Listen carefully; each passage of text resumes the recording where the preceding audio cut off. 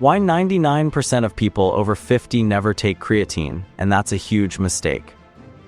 What if I told you that one of the biggest health mistakes people make after the age of 50 has nothing to do with sugar, exercise, or even sleep? What if the supplement that millions believe is dangerous could actually help you stay stronger, sharper, and more independent as you age? It sounds unbelievable, doesn't it? But by the end of this video, you'll understand why less than 1% of adults over 50 take creatine, and why that might be one of the biggest health misconceptions of our time. Watch until the end because I'll reveal a shocking truth that completely changes how most people think about creatine. As we get older, our bodies quietly begin to change. It doesn't happen overnight, which is why most people never notice it at first. Every year, muscle mass slowly disappears, strength declines, recovery becomes slower, and even the brain starts producing energy less efficiently. Doctors call one of these changes sarcopenia, the age-related loss of muscle. It may sound harmless, but it's one of the biggest reasons older adults lose mobility, suffer falls, and struggle with everyday activities. Most people assume this is simply part of getting older, but what if some of it could be slowed down? This is where the story gets interesting.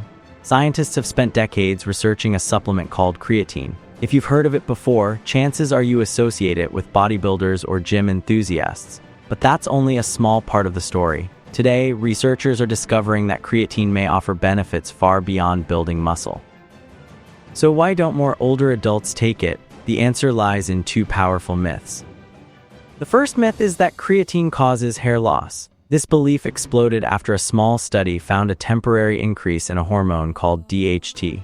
Since DHT is linked to male pattern baldness, many people immediately assumed creatine was the cause. But here's what almost nobody tells you. That study involved only a small number of participants, none of whom actually experienced hair loss.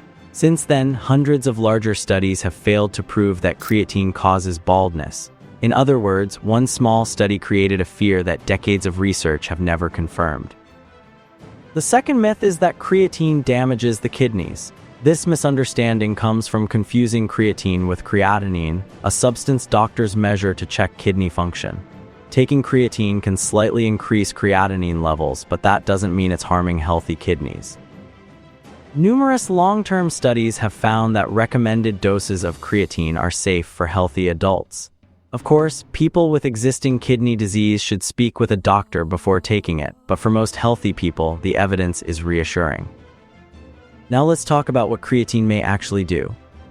First, it helps your muscles produce energy more efficiently. As we age, natural creatine stores decline, making everyday movements feel more difficult. By restoring those levels, creatine can improve strength, support muscle maintenance, and make resistance training more effective. Studies have shown that older adults who combine creatine with exercise gain more strength and lean muscle than those who exercise alone.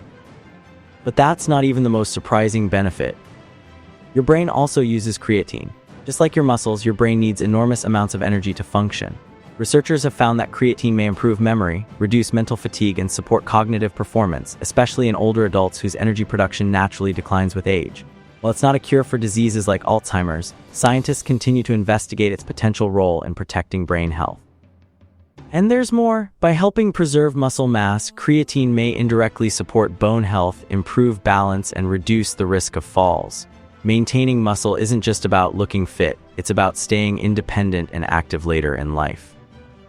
So, should everyone over 50 start taking creatine? Not necessarily. Supplements are only one part of the equation. A healthy diet, regular exercise, good sleep, and medical advice all matter. But what the science clearly shows is that creatine has been misunderstood for years. The biggest surprise isn't that creatine works. It's that so many people still avoid one of the most researched supplements in the world because of myths that science doesn't support. The next time someone tells you creatine is only for bodybuilders, remember this: the people who may benefit the most aren't necessarily the youngest or the strongest.